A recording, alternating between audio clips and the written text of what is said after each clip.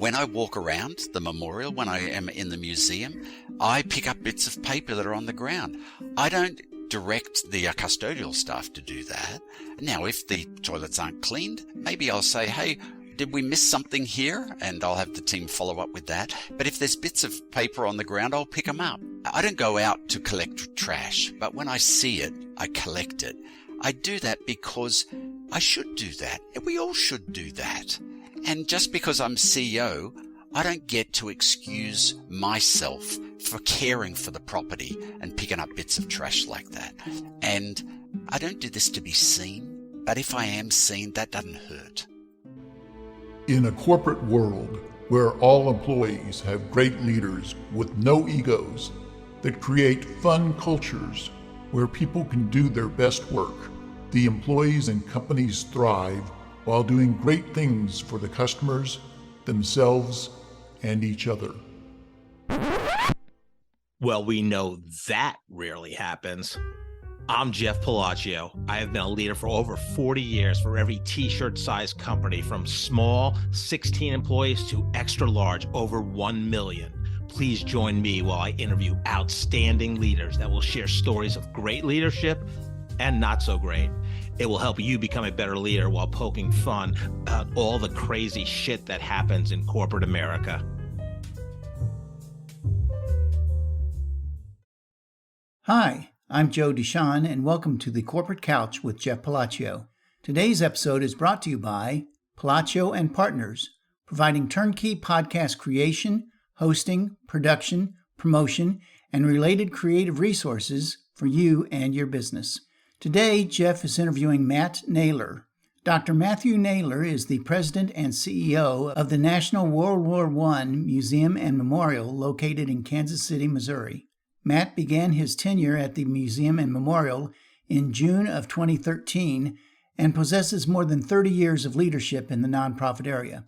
Under his direction, the Museum and Memorial has achieved unprecedented success, breaking and resetting records for attendance, philanthropy, educational and community event participants, website traffic, media and social media impressions, and digital learning. In 2023, the Museum and Memorial began expansions and upgrades that continued through 2025 to create a richer guest experience.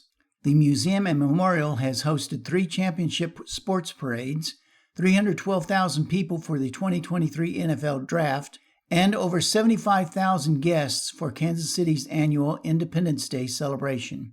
In 2018, Matt was named Nonprofit Pro Executive of the Year, and in 2019, Ingram's magazine included him on its 50 Missourians You Should Know list. Let's listen as Jeff talks to Matt.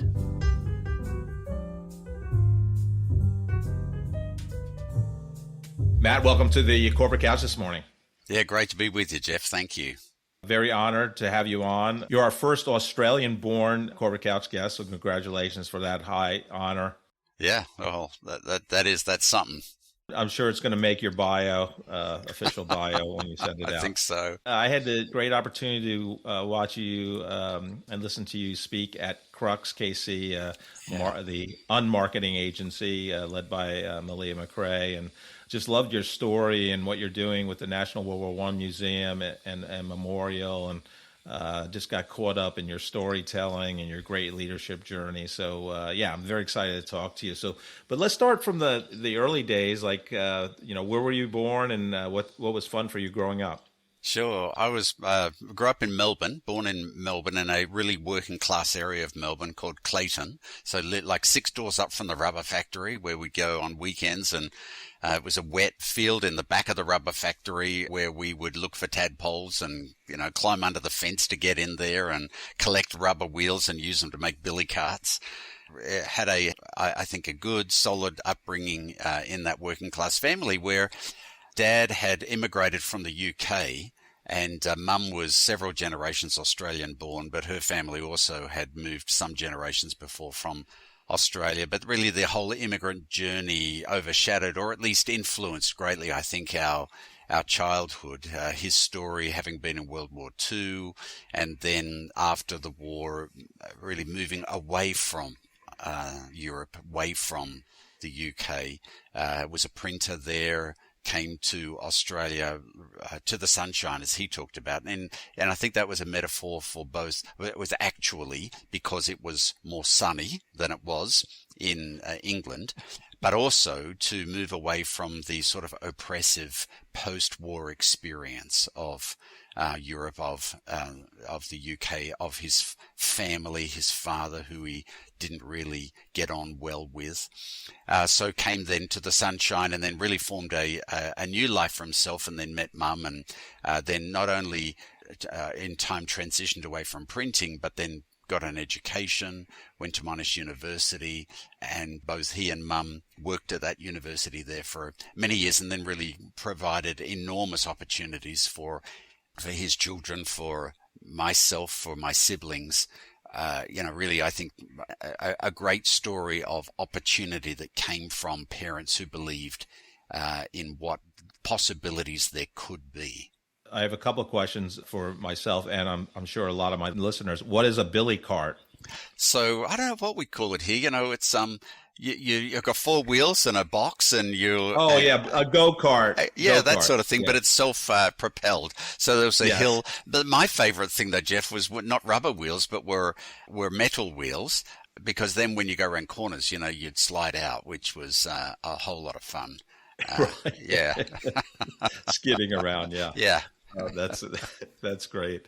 I relate to the kind of the immigrant journey. I was born in about an hour north of New York City, but my dad's family immigrated from Italy, and like I believe your grandfather, your father's father, he was in World War I. My father's dad, and it was weird because he actually fought for the U.S. My grandfather, because he was going back and forth between Italy, working construction jobs in the U.S. So his brothers fought for Italy, and they were opposing sides. Yeah, right. I need to dig into the story more on that. So Matt, growing up with that environment, did you have aspirations as like a 12-year-old? Hey, when I grow up, I'm going to be this. Yeah. So I think that one of the great things is that my parents demonstrated a real desire to better themselves and to take opportunities. I remember when we moved to the United States, and my parents, they're saying goodbye to their grandkids, they're saying goodbye to us, and my parents commented that you raise your kids to be independent, and lo and behold, they become independent. So they, I think, raised us early on to be aspirational and independent. Having said that, though, they weren't small business people. They didn't have that experience and really didn't encourage that experience in us. So there was that part, but which was not their experience.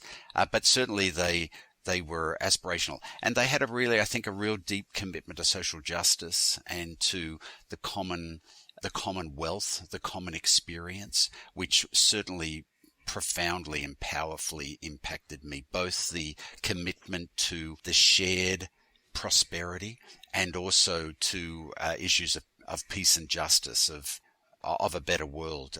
I think that particularly my father's experience in World War II greatly influenced that. He had a conflicted experience, a conflicted relationship with his military service, and so he was all in for a peaceful and prosperous world, and I think that we and I benefited from that sort of those ideals. I've interviewed a lot of military veteran, a lot U.S. military forces, Army, Marines, Air Force, even Israel Defense. I forget the IDF, whatever their army is called. But I think we don't understand, if you haven't experienced it, you can't really understand the horrors of war and what it was like. And, so yeah, I could totally see that. And he would talk to us about, I think, some of the good things that happened, his relationships, his friendships, but it was always tainted by an experience or a theme of regret. he didn't choose to go into World War II, and he was in for quite some time in reconnaissance, looking for the enemy in tanks. So it was a loud, challenging environment to be in. But let me tell you a story that I wish that Dad had heard. A couple of years ago, I had the opportunity to interview here at the Museum of Memorial Sonia Wachowski. She is a Holocaust survivor, and I had the opportunity to talk to her on stage here in the auditorium about her experience. And in the course of researching her, I found that she was rescued from the work camp Bergen-Belsen. And I had recalled Dad talking about his experience in and around Bergen-Belsen and the liberation of that camp. And I reached out to my siblings at the time. They didn't have much of a recollection about Dad having talked about that, but it was certain in my mind. I did some research, and in fact, I saw that he was in and around Bergen-Belsen at the time that it was liberated on the 15th of April in 1945. In the course of the interview with Sonia, I took her through her storytelling, helped her tell the story in a linear way, and she talks about being in the kitchen. She was peeling Rudy Baker. She felt the ground rattling. She went into the toilet. She looked through the slats and she saw the forces arriving. The SAS or the guards began shooting people. They were clearly frightened. They were running to get out as the liberating forces came in, at which time I put a photograph of my father up on the screen in an armored vehicle, which in fact I have here behind me on my desk, and said, Sonia, your story and my father's we're more closely related than you realize, because you see, my dad was part of the liberation of Bergen-Belsen. Now, he did not arrive on the 15th of April. He was not there on that day, but in those, it takes a long time, many, many months to liberate a work camp. And he was there in the weeks after those initial forces moved in to liberate the camp. I wished that my father had known this, that here I was, his boy in Kansas City, and I'm talking to a woman whose life was absolutely changed because he and his colleagues rescued thousands of people in this work camp. And whoever would have thought that all these years later, here was I on the stage talking to a woman who somehow was so powerfully impacted by his service, about which he was conflicted for largely most of his life. I think that would have been a balm for him to know. You I'm not sure if they call it high school in Australia, but when you made the decision to go to university, what was your kind of, at 18, 19 years old, your strategy? And I know you graduated with a sociology major, but was that your original major? Yeah, for my senior year, I came to the US. I was an exchange student. So I don't get invitations from my high school in Australia for their anniversary graduation events, their reunions, because not that it's a big thing in Australia. We don't do that as much as in the US, but I don't, because I came in my junior year to the US and did senior year here in El Cajon in California, which was a fabulous experience. I was here for the full year, and it was really a great experience. And then returned and went back into school and couldn't stand it. The last, few months of school, I said, forget this. I'm not going to. I'm going to get a job instead, which I did. And then I said, either I'll go back and repeat my senior year, or else I'll try to use my US graduation to get into university, which in fact is what happened. I was able to do that. But so I had this really great, although enormously disruptive experience living in the United States for a full year from 81, and then came back to Australia, and then went to Monash University. And I don't know that I knew exactly what I wanted to do. I knew that I wanted to do the humanities. That was a sort of a good grounding. History, sociology, politics was my interest. And so I went to Monash University and and really had a fine experience. I wasn't a student that excelled. I was a average student who was really engaged though in the subject and loved thinking about it, and had a really fine experience there. Yeah. It's funny, when I was doing background on you to prepare for our conversation today, I just some of the things I read, and I listened again to the talk I was present at Crux KC. It really, strategist comes to mind. And then I looked at your LinkedIn, and that's one of your kind of, taglines is, strategist, strategy. Were you always good at strategy, even at a young age, and understanding where to go? I think that I was good at Stephen Covey would talk about it as being begin with the end in mind. I was good at being able to understand what the preferred future was that I was seeking, and then figuring out ways to get there. That has, I think, been a part of my personality. So therefore, as a kid in church, I was involved in youth leadership. I was interested in organizational life, administration, planning. Certainly that's, I think, part of my experience, and that has served me well in my professional career. Also, in my family life as well. I think that's right, Jeff, that a strategist thinking about how do we make this happen, that's part of my DNA. Yeah, it definitely shines through and a lot of your accomplishments and just the way you talk. So, yeah, I think that's a phenomenal skill to have. I know when I was 22, I graduated from Manhattan College in the Bronx, New York. I'm terrified to get a job, and I feel like most 22-year-olds are similar. What was the experience for you after Monash University, having that sociology degree? One of the first things I did was get married. Really? So, okay. Yeah, truly. And I had met my wife as a 14-year-old, and then we had gotten together as after I came back from my senior year in the US. So I was 18 when we got together, and then after I finished university, 4 or 5 months later, got married. So it's been a fantastic marriage. We're still married, and I love her dearly, and it's been a fantastic partnership. So that really was a defining experience for me, and then set me on a journey of professional life, and which was then also in leadership roles, initially establishing a family support centre, a community centre in Western Australia, which was a really fine experience for me. And again, sort of leaned into the ideals that I have of creating a rich, supportive environment for people to excel, and then using my administrative and leadership skills to be able to help bring that to bear. So I'm extraordinarily fortunate to have been able to find the opportunity to connect a sense of vocation with my professional occupation, and have done that for my entire career. And I see that as an enormous privilege that I don't know that terribly many people have the opportunity to experience.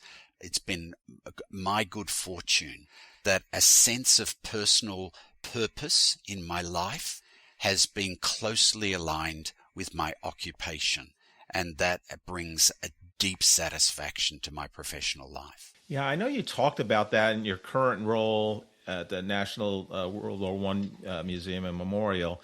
Were you able to just find these jobs where this, passion and vocation were so aligned? Because that's very unusual, I think, especially in the U.S. But talk about that. So it makes me wonder sometimes, Jeff, if I'm just getting passionate about an opportunity which is presented.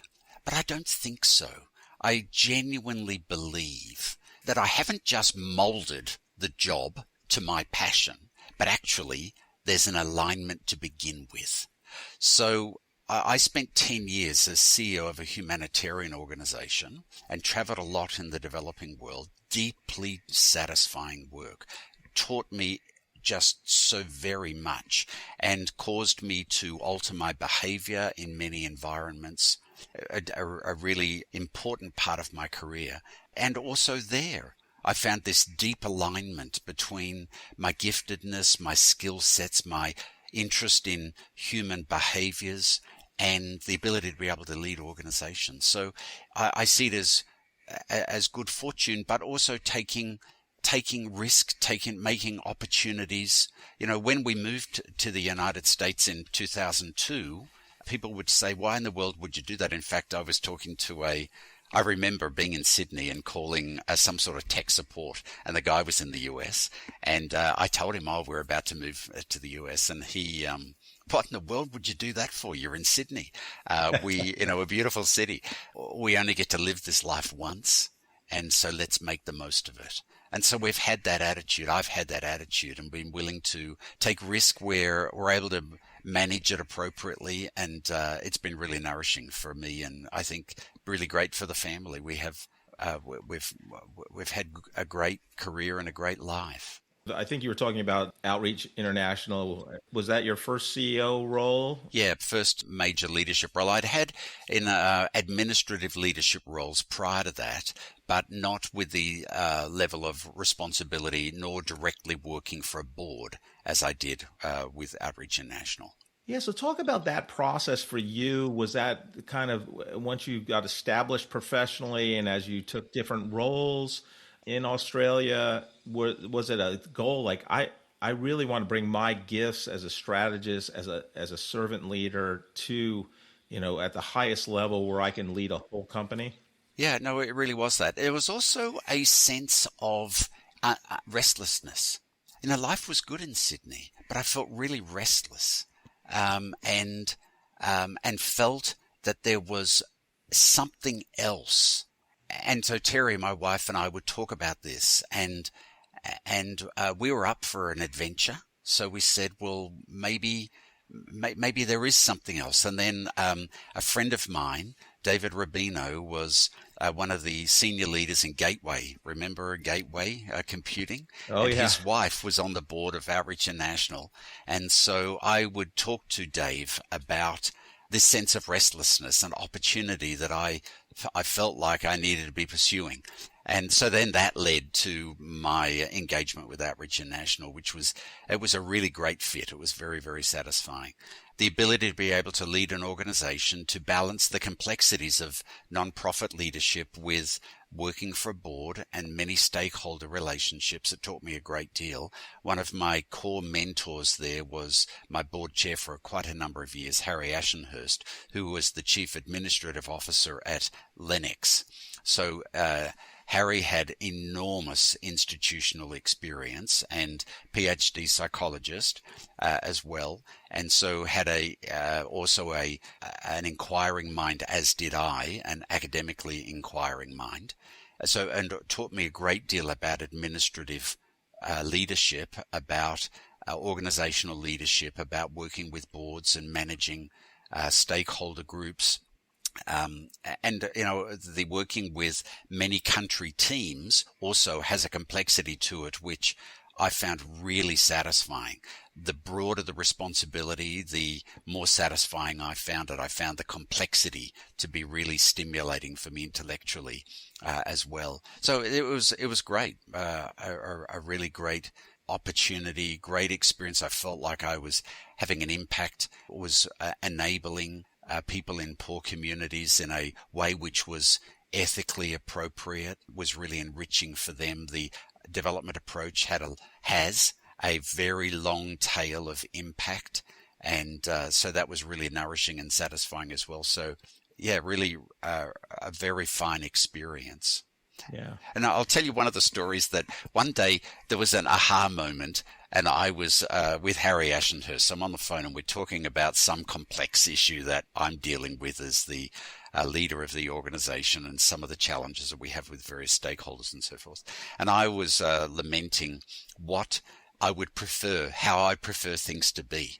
And so Harry didn't whack me on the side of the head, but he said, Matt, really what we need to be doing is talking about what the reality is and how we're going to deal with that, rather than how you'd prefer things to be. So it sounds so simple now, but it was like a light switch went off for me, and the paradigm just adjusted slightly. That had such a powerful impact on my leadership.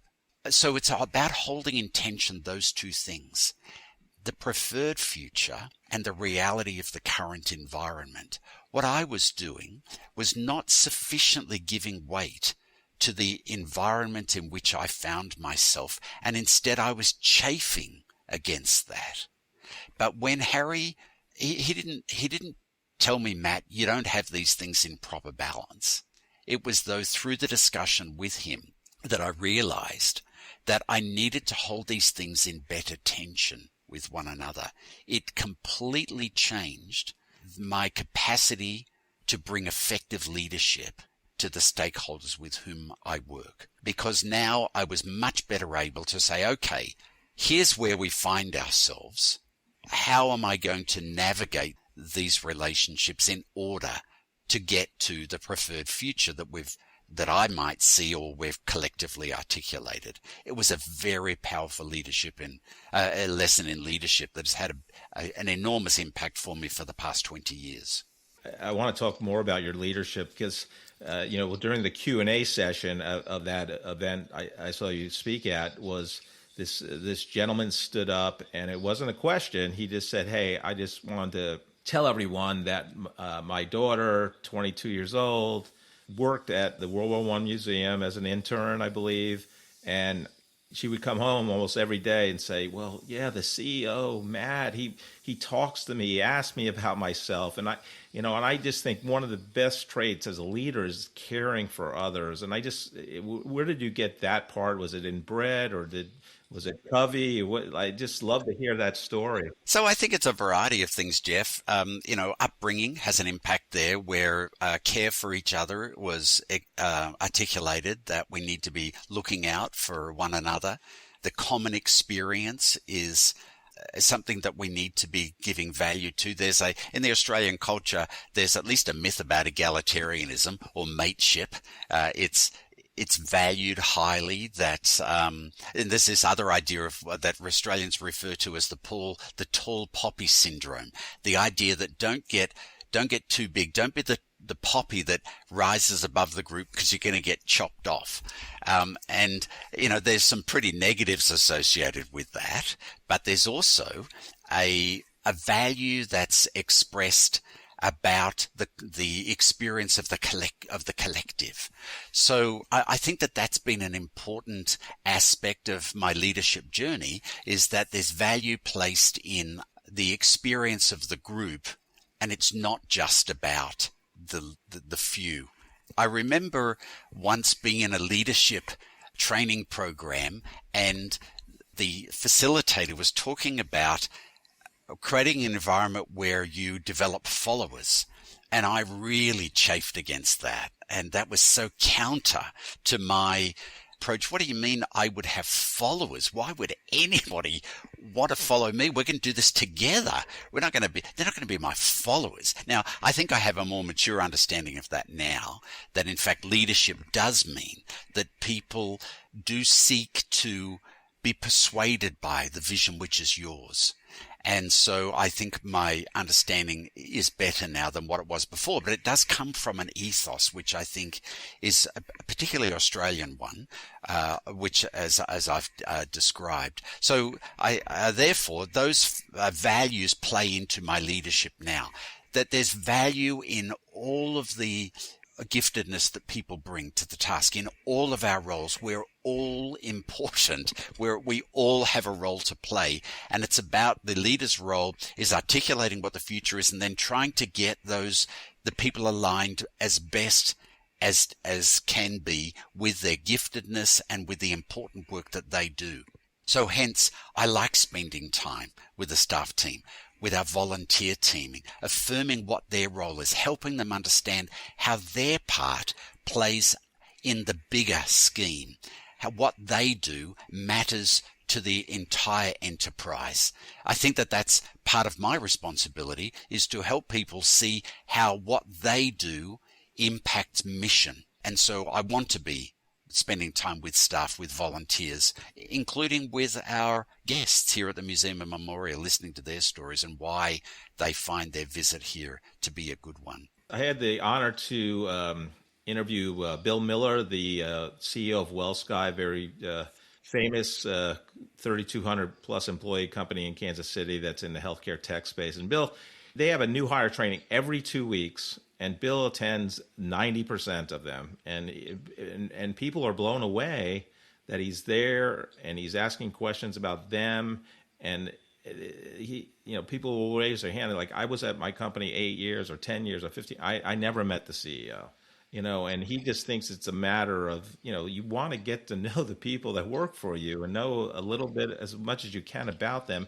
And the other thing I'll say in terms of what you said, and I know a big leadership lesson for me was, I got advice at one time is like, you need to watch how you react to things. You're always being watched. You're always being watched. So whether you're, it doesn't, yes, we're doing this together, but like you said, you are the leader, whether it's a small team or CEO, and the eye rolls, the facial expressions, and everybody could have a bad day. You can be tired or whatever, and that's okay to be transparent about that. But you have to be careful how you appear. If you're displaying low energy, people see that. So it was great advice I got. Yeah, absolutely right. A whisper's heard with a megaphone is the metaphor that I am aware of. And I have had to catch myself at times where I might have an offhand comment and it's not intended to be heard how it is, but because it's the CEO saying it, it's heard very loudly. Yeah, it is. And so there are some behaviors that I have in that regard. For example, how the memorial looks is really important. I want people's experience when they get onto the grounds to be excellent. The memorial is 47 acres, a beautiful park. The south end is where you enter the mall. I call it the Washington Mall of the Midwest. You come down the mall. The grass for me, it has to be. I want it to be beautiful. I want the mowing lines to be dead straight. And I talk to our team who mow the grass, and I say, you guys you do such a great job in ensuring that those lines are dead straight. Why is that important? Because I want people, when they arrive, saying, these people care about this place. This is important. What's happening here is important. And your first impressions have such an impact to the degree that the lines need to be dead straight. And I talk to the mowing team about how they have such an impact on the visitor experience and in the work we do in honoring those for whom the memorial is built. But my responsibility goes more than that. When I walk around the memorial, when I am in the museum, I pick up bits of paper that are on the ground. I don't direct the custodial staff to do that. Now, if the toilets aren't cleaned, maybe I'll say, hey, did we miss something here? And I'll have the team follow up with that. But if there's bits of paper on the ground, I'll pick them up. I don't go out to collect trash, but when I see it, I collect it. I do that because I should do that. We all should do that. And just because I'm CEO, I don't get off the hook. I don't get to excuse myself for caring for the property and picking up bits of trash like that. And then also, Jeff, I don't do this to be seen, but if I am seen, that doesn't hurt. So what I'm saying there is I don't do this for my self-aggrandizement, but what you are seen doing, even when people can't see, you don't know that people are seeing, it matters. It matters how I treat the staff at a restaurant or when I'm on a flight, and how I respond to the flight attendants or people around me. And it goes to who I am. I've got to be authentic in my private life when I don't know that anybody's watching me, as much as when I'm up front talking to the team. There's got to be an integration and an authenticity there. And I don't always achieve, but I seek to hold myself accountable and to those same values, whether I'm being seen or in my private moments, including picking up little bits of paper on the ground. Yeah, I love that. I mean, it reminds me of Walt Disney when he created Disneyland and Disney World, and they were, it's pristine. They're constantly picking up. I mean, because it means something. They wanted them to, people that came as customers with their families and their kids. They wanted to make a magical experience, and part of that was the cleanliness of the parks. Are you drowning in boring corporate communications? Palacio and Partners is here to rescue you. We transform internal podcasts from snooze fest to must-listen content that actually connects your team and strengthens your culture. Imagine podcast episodes that make your employees laugh while staying informed. Our founder, Jeff Palacio, doesn't just create podcasts, he creates conversations that break through the noise. Whether you're a growing startup or a massive corporation, we turn your company's story into audio gold. Leadership becomes human.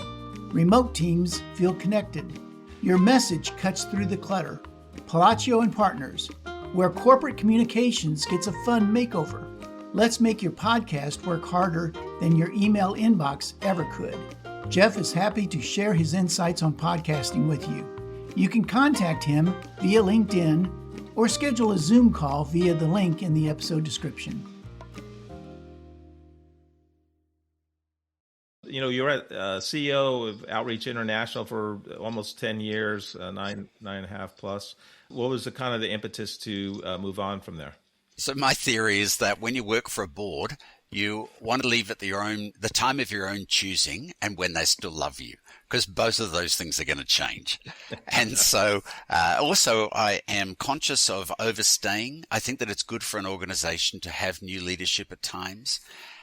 So I was beginning to think that it was probably time to make a transition. I didn't want to move the family again. Our oldest children were just finishing up high school, going to college. I didn't want to, do another relocation. So said, well, why don't I consider moving to the arts and cultural sector? And so began that journey of taking transferable skills and moving them more broadly into the arts and cultural sector, where I've always had a interest and a finger in that pie. And so I had good fortune. Julian Zagazagoitia had just been appointed CEO at the Nelson Atkins Museum of Art. And then I had the opportunity to work with Julian for what turned out to be, I think, about a year and a half. And then at that time, they were the National World War I Museum and Memorial was doing a search for a new CEO, and I was fortunate to be contacted by the search firm, and quickly became evident that there was a really good fit there. But I tell you, I could not have provided leadership here had I not had the experience at the Nelson Atkins. It was a bit of a fire hose for that period, learning, understanding the arts and cultural sector, the museum sector more particularly, very different than being in the humanitarian sector. There are many crossovers, but there's some fundamental differences. And being able to understand those and appreciate those was enormously rewarding. Then moving into the National World War I Museum and Memorial in a leadership role then was really equipped me, even though it was a brief time at the Nelson Atkins. But what a great experience that was. And I have fantastic relationships from that period with the leadership at the Nelson Atkins, including with Julian. And we've collaborated a great deal. Had I not had that experience, it would have completely had a different experience here at the Museum and Memorial. What was the big change, like a big aha moment moving from, Outreach International to the museum industry? A couple of things. The board it was much larger and met much more frequently at the Nelson Atkins than what I had experienced. I remember once us having a bit of quite a debate about the quality of food and quality of wine at a donor event at the Nelson Atkins, which now, of course, I appreciate differently than I did when I was in the humanitarian sector. But in the humanitarian sector, we're trying to screw dollars down as much as we possibly could. And that was box wine is good. That's right, if you're lucky. So those things were a little bit shocking to me. Was how do we? Why are we even talking about this? But of course, I came to realize that was that there were different experiences that we're trying to create, and so that was I think a really important learning for me. And then the stakeholder groups were I think much wider, much broader. Whereas in the humanitarian sector, I found that there was not a lot of cooperation between like organizations, and there was a lot of competition amongst funders, amongst donors. When I moved in the arts and cultural sector, they occupy not only a mission role, but they also occupy a place in the community. So it's a different dimension of mission.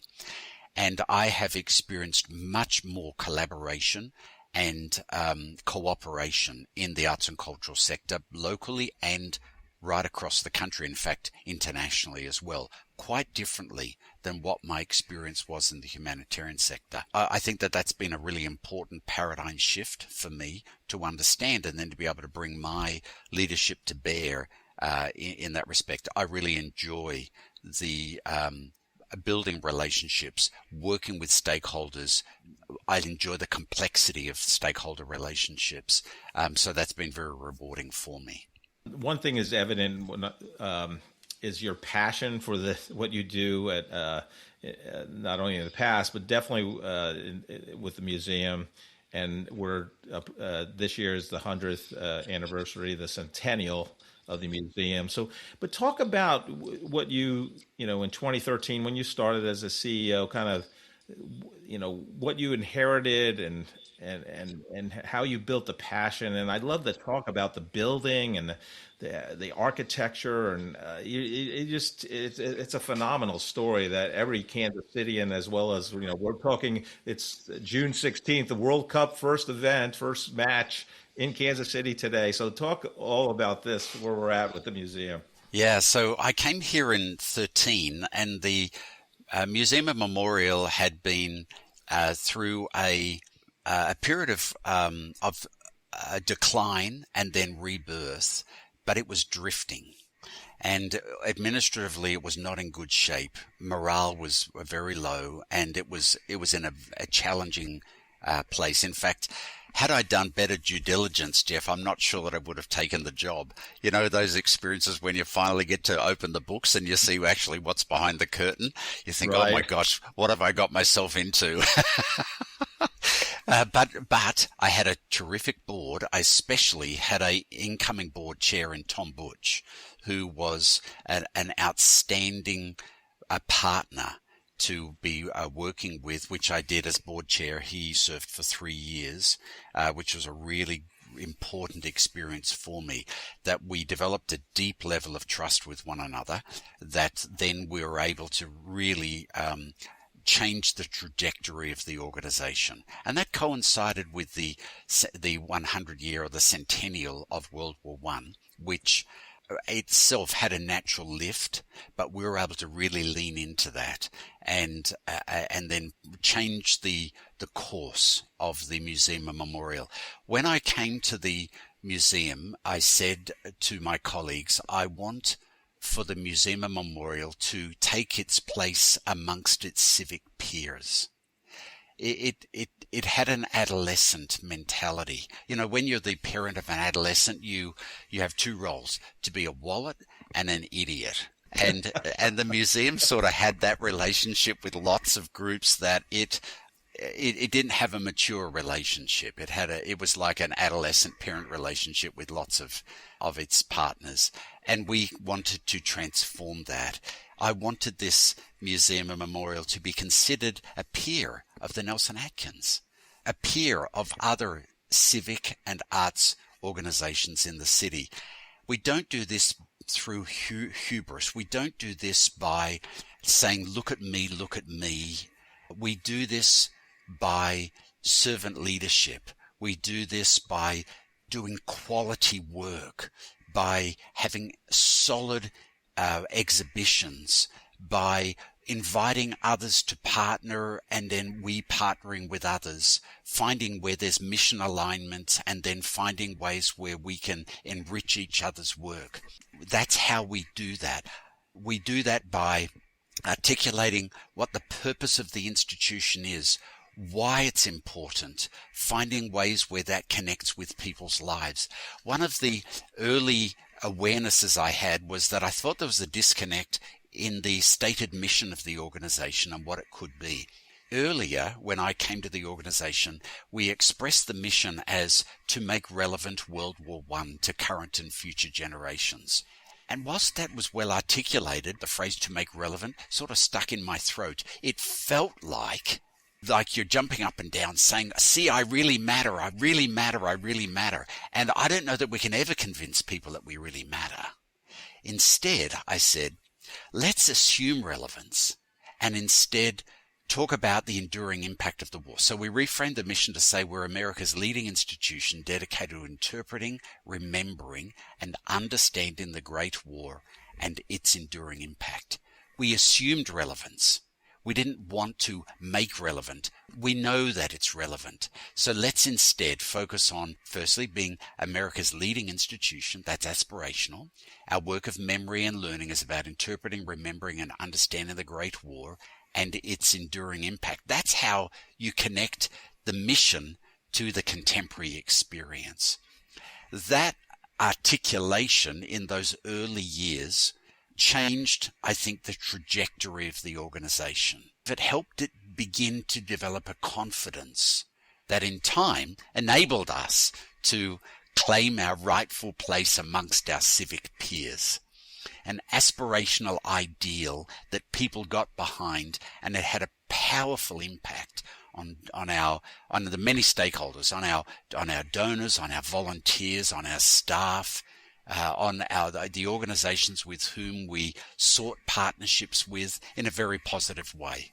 Talk about your strategy, and I'm going to assume it was formulated by you. But I mean, not only are you doing things to preserve the memory and the impact of World War I had on society, even today, but you've hosted 3 Super Bowl parades, the NFL draft in I think 2023 or whenever that was, 24 in Kansas City. You're hosting the Fan Fest World Cup right now.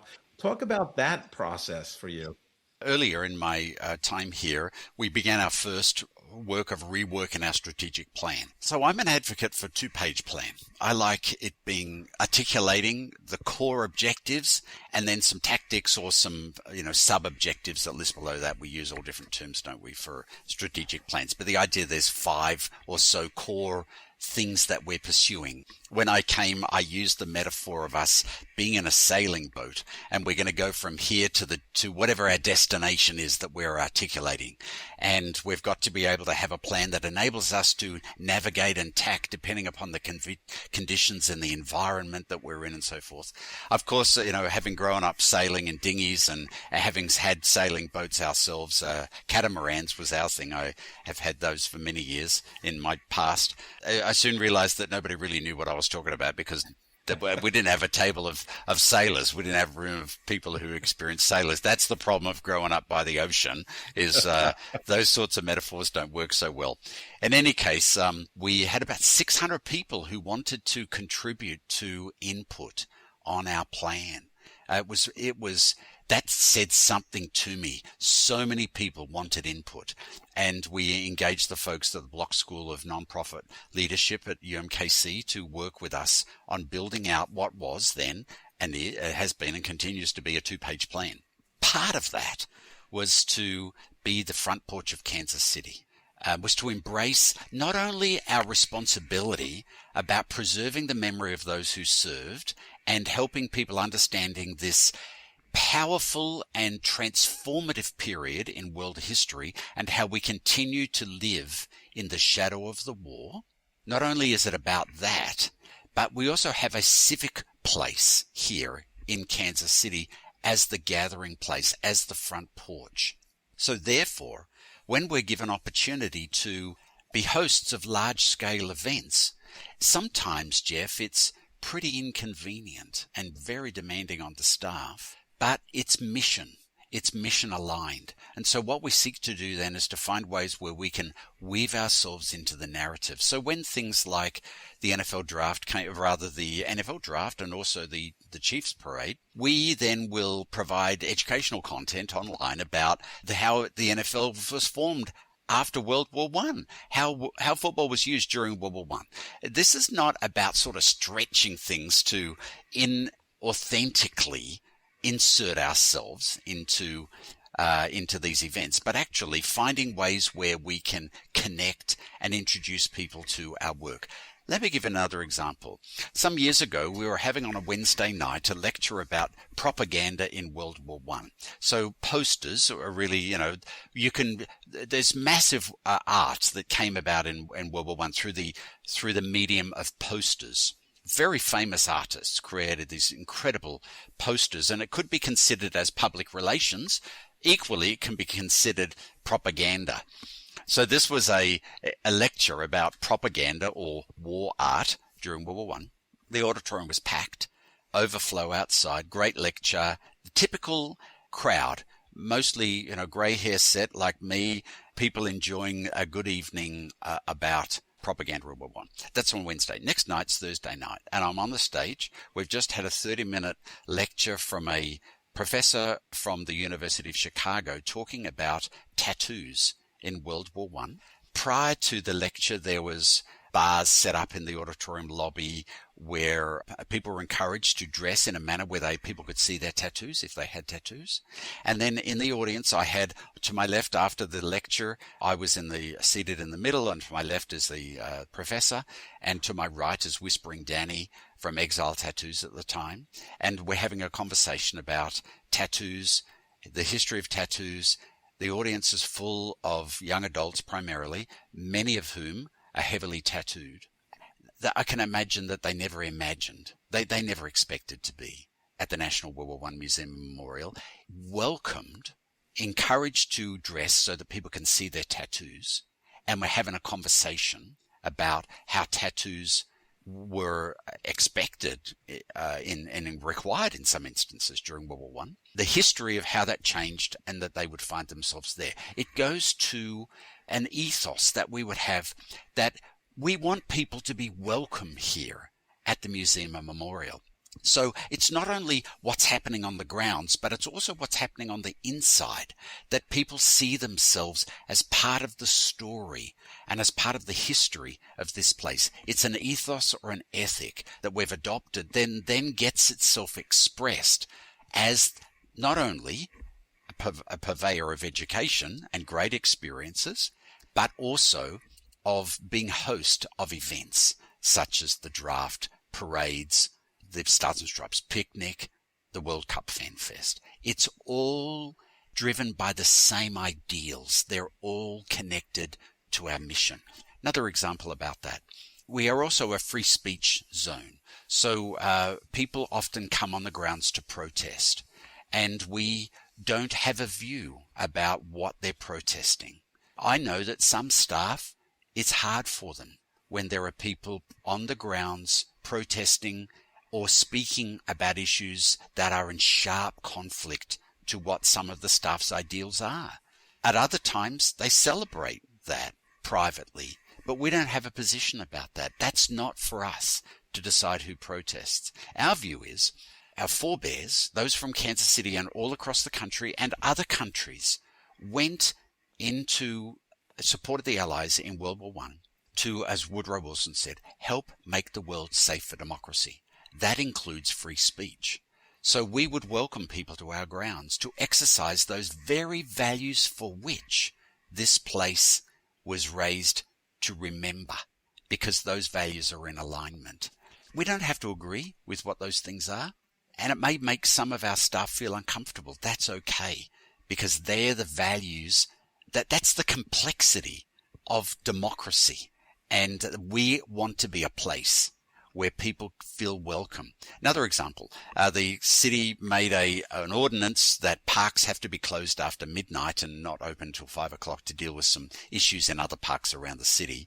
And so the security team came to me and said, okay, Matt, how are we going to deal with this? I said, we're not.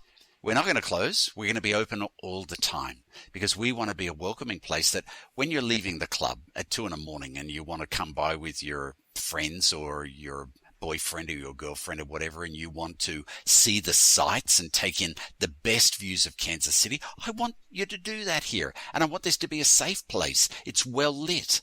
It's got security all over the place. Or you're picking up people from the airport and you're going to come by and you want to be able to show them, or you want to have a little, family gathering here, take some photographs, whatever. The point is, we want this to be a place where not only big groups can have events like the Fan Fest, but also people can come here and exercise. I came out of the office one evening, the sun was setting, beautiful sunset toward the east, toward the west, I ought to say. A beautiful sunset toward the west. There was an older woman running the stairs, as people often do. I chatted with her. What are you doing? Oh, I'm training for a marathon in Hawaii. I'm 84, she says. Fantastic. That's what we would want. So it sort of goes, these things go to the heart of who we are. This place is Kansas City's place. And so we want to be stewards of the property, care for it in such a way that people feel welcome. It's in good shape. They're able to use it for shared values. So it's a centennial anniversary. What are the events this year that are happening to help celebrate that? So isn't that great? 100 years. Sometimes we think about 100 years. Well, it's for a person they're at the end of their life, but we really feel like we're in the best shape we've ever been in. It's quite the reverse than a human life. We have an extraordinary origin story of the community coming together and in 10 days raising sufficient funds to build this world-class memorial, a memorial at scale, which by virtue of its architecture, of the fact that people came here year after year after year, claimed its place as a national memorial and was recognized by Congress with the same designation as those memorials on the Washington Mall. The only war memorial outside of D.C. with that recognition, by virtue not of us, a marketing campaign, but by the very fact that people gathered here decade after decade after decade, and a memorial of scale. An extraordinary origin story in those early years, and then the city saving it again in the late 90s, early 2000s, and then restoring it, building a new museum in its understructure. And so now we find ourselves in 2026, since the dedication by President Calvin Coolidge in 1926 at our 100th year. So what are we doing? We're having a few moments where we're celebrating the commitment of the people of Kansas City for the past 100 years in caring for and stewarding this place. And in also so doing, we're lifting up the values that are central to the architecture and to the rationale or the purpose for which this place was built. At the top of the tower, this tower 210 feet tall, the two halls, Memory Hall exhibit, the Sphinx, the beautiful stone relief on the north side, all this, the memorial, is watched over by 4 guardians at the top of the tower. Honor, courage, sacrifice, and patriotism. And the memorial itself seems to me to be a beacon for democracy. Our forebears went to war to, as Woodrow Wilson said, and as I mentioned earlier, help make the world safe for democracy. So therefore, it's reasonable to say that the memorial itself is a beacon to those ideals and to the very core of democracy. So during this centennial year, we're leaning into that. And we're inviting people to celebrate the 100 years, but also ask themselves, what does it mean? What do these values mean for us? And how will we serve? For some, that is about military service. But for most of us, that is not the case. It's about saying, how might I exemplify these virtues in my life? Honor, courage, sacrifice, love of country. If this this experience in democracy that we have here in our 250th year in the United States, if this is a shared experience, then it requires all of us to be a part of it. That goes to the very core of democracy, that it's us, it's we who are doing this. And at a moment in our history when we might feel like we don't have as much a shared narrative as we might have had in the past, I think that the memorial calls us, or is a beacon to say, might these ideals serve to help us in this way forward. So all that's to say that in the fall, we're having a season of celebration, and it's bookended by two experiences. The first is our Centennial Gala celebration. We're at the Kaufman Center for the Performing Arts. We're going to have an experience in Hellsberg Hall where we will celebrate the 100 years, and we will be invited to the second century of the museum and memorial. And at the other end of the period of that 8-week period is Veterans Day, the 11th of November, where we close out our centennial activities. And in between, we're going to have the most extraordinary experience every weekend, where we will be bathing the memorial in artistic installations of video mapping. We have commissioned 3 world-renowned artists to create artistic shows that will be projected on the frieze and all around the tower, 360 around the tower, that celebrate these virtues of honor, courage, sacrifice, patriotism, and the idea of the memorial as a beacon for democracy.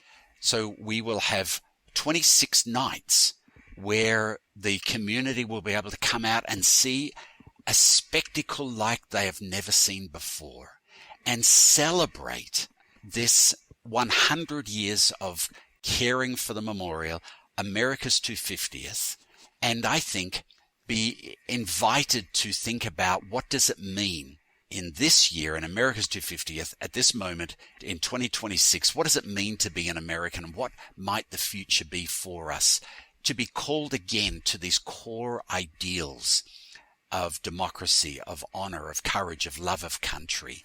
And it's going to be, I think, a spectacular experience. It will garner tremendous local interest and enormous national attention for us. And it's driven, Jeff, not by us patting ourselves on the back and saying, look at me, we're 100 years old. It's driven by a core idea. What was it that caused our forebears to give themselves for the sake of something greater than them? And it invites us to consider the same. What might we do for the common good? What might we do to help others prosper? That is, in part, a uniquely American story. We do civic life different here than other places. The memorial was not created by an initiative of the federal government or the state government. It was created by people of goodwill coming together around a common mission. That's how we do civic life in the United States. I think that has a lot to teach us about our current place in America, about our current challenges that we have, and it's instructive to other countries around the world. And so during this centennial year, we want to lean into those ideas. We want to lean into the architecture, and we want to invite people to recommit themselves to what I think are really core American ideals, and in order to then step into the second century of the National World War I Museum and Memorial. Your energy and your passion is so great. I almost feel, with the state of where the country and the world is right now, that you should do onboarding for Washington elected officials and cabinet members, and every if you did the onboarding with your talk about the ideals of the World War I Museum and what it stands for and the 4 pillars, I think maybe we might be in a little better place today. So maybe you could get hired on as a high-paid consultant in Washington. Um, and I'm leading in a fun way. It was announced in March of 2026 that you're going to move on next year after about 14 years leading. So what's next for you, Matt? So this has been a most rewarding, extraordinary experience for me. I feel deeply honored to have had the privilege of leading a national institution, which is located here in Kansas City. It's been a deeply satisfying experience. It's right for our family that we relocate to Australia. I have a 12-year-old. It's good. He starts high school in Australia as a 7th grader. That's where how Australian schooling works. So it's the right timing for him. And so it works for the family. That's largely the driver for us.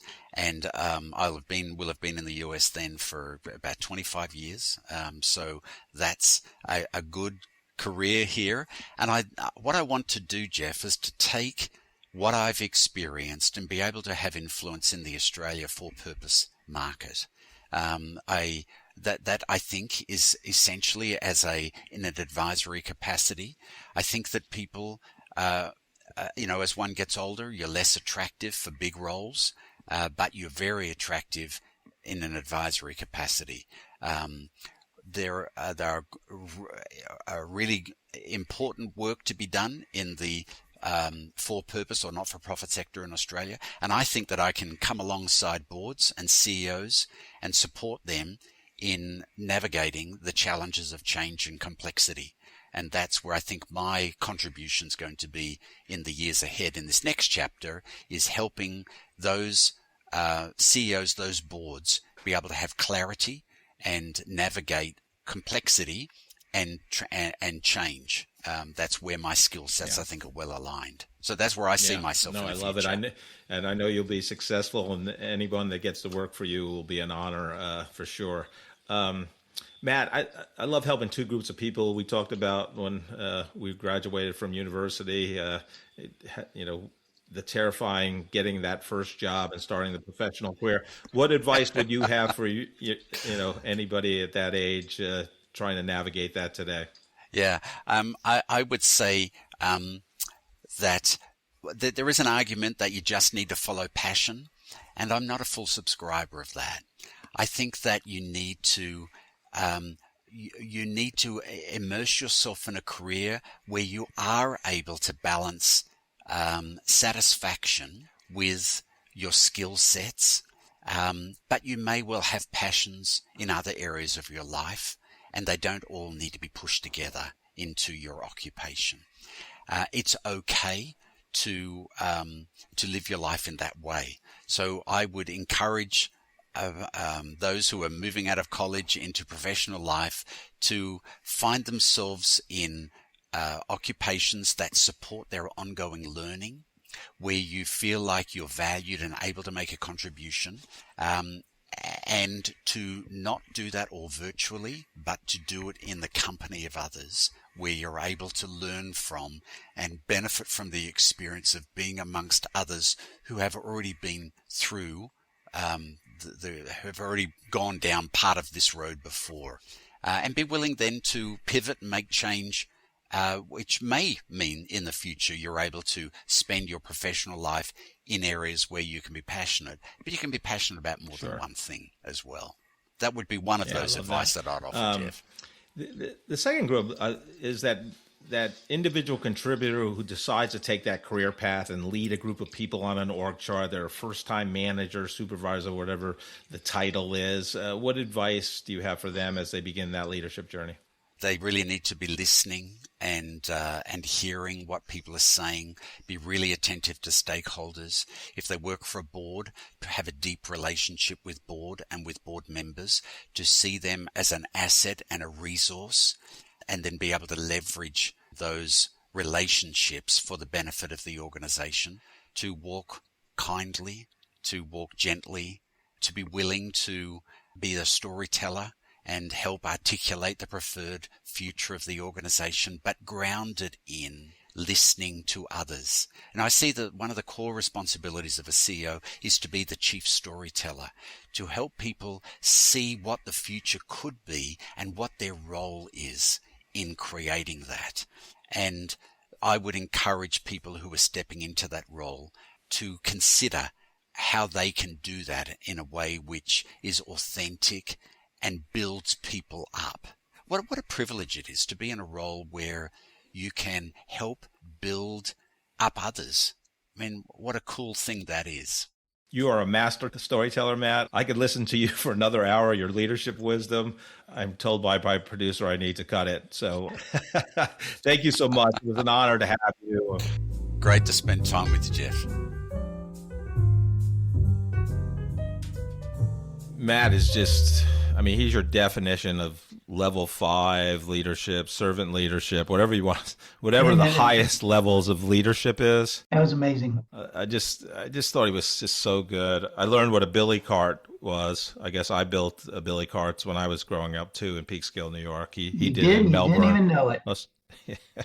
Yeah, just so many good stories. Like, he was the CEO of Outreach International. And his mentor, who was the board chair, I think his name was Harry Ashenhertz, I think, because, Matt was always complaining,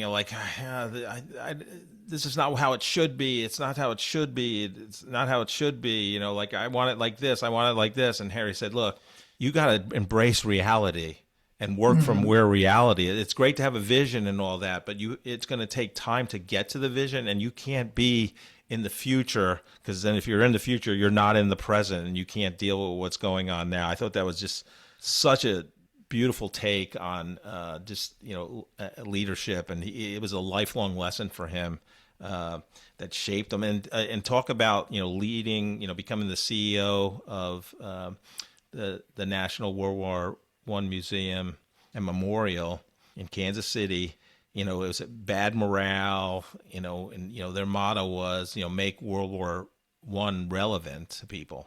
And he's like, no, we're not. No, it is relevant. He reframed everything, and, it was a strategic reframing. And, he was the guy that was the CEO, but he would pick up trash on the grounds. He would talk to the team mowing the lawn and relating to them as people, as well as like, here's what you do. The first thing people see when they come to the museum is the lawn. You're part of the mission. That it's like telling your customer service reps, treating them like gold, because they're an asset. They talk to more customers than anybody. Like, the way they treat a customer is the brand, and he obviously understood that. We're in the midst, we're halfway in the midst of the World Cup. It's the knockout round. I think we're down to the final 16 teams. USA won yesterday, July the 1st. But, he's hosting FIFA Kansas City's Fan Fest. He calls the Memorial the front porch of Kansas City. They've hosted the NFL draft, Super Bowl parades, protests, free concerts. Chappelle Roan was here last year. The Liberty Memorial Museum was a shithole when I moved here in Kansas City years ago. It was terrible. Like, it was a place for, drug addicts and, drug addicts, prostitutes. And everything. And he just turned it around, and the whole front, he goes, I want people to come here no matter what. We're not closing. Kansas City, Missouri parks, close at sunset or whatever it is and open at 5 a.m. or, close at midnight, whatever the rule is. He goes, no, we're always open. If somebody's coming from the barge or coming from a late flight from the airport and they want to come see the park and take a picture at sunrise or whatever it is, we're open.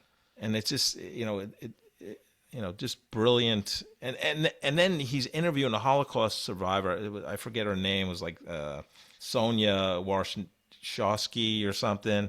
And she was at the Bergen-Belsen concentration camp. And, his father, who had issues after being in World War II, he was one of the troops that helped liberate Bergen-Belsen concentration camp. So, it was just like a full circle moment for him, like in terms of family and all that. I don't know. I could have talked to that guy forever. Joe, what did you get out of the episode? Well, you could have talked to him forever, and you could have listened to that accent forever. Oh, the Australian Oh, accent. Oh, I always hear about women that enjoy a good British accent or a good Australian accent, and I am right up there with them.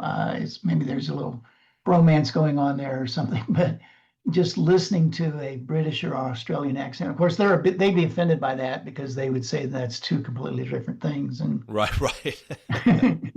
okay, Right. but I like either one of them better. It was amazing. And then setting his wonderful accent aside and talking about his leadership qualities is something else. And the work that he's done to make the World War One museum what it is today. And you're right, because we moved to Kansas City close to the same time, and I remember when they say don't even go there. Don't go there after dark. It Right. is an absolute mess, and Yeah. it's been turned into Kansas City's front porch. If we have some listeners that live outside the area of Kansas City and they want to visit Kansas City, that's certainly a place that I would send them to. Oh, yeah. Yeah. To be representative of what Kansas City is. You're talking about it, collecting trash in the park. I wrote this quote down. I thought this quote was great. I don't do this, meaning picking up trash in the park. I don't do this to be seen, but if I am seen, that doesn't hurt. Right. And I think that is so neat. In other words, he's doing it because it's the thing to do. And if that is meets somebody's definition of good leadership, then so be it. But that's not what he's wanting to do. He's not wanting to be seen. That goes along pretty much with what I've heard from several people. I don't know if this is Stephen Covey or my dad or somebody talk about the definition of character. And character is what you do when nobody is looking. Right. And Yep. that's exactly what he's doing. He doesn't care that nobody is watching him collect trash as the CEO, but he's doing it because that's the thing that he's supposed to do. Yeah. And same thing now, he's obviously made a very difficult decision to move back to Australia. We discovered, and I hate to lose him, but he's doing that because at this moment in time, he thinks it's the thing to do. Yeah. I think that's great. Yeah, I think It he was a wants. Yeah, wonderful. I mean, I didn't ask him, but I think he wants all his gifts and what he's learned here in the U.S. He wants to give back to his, mother country.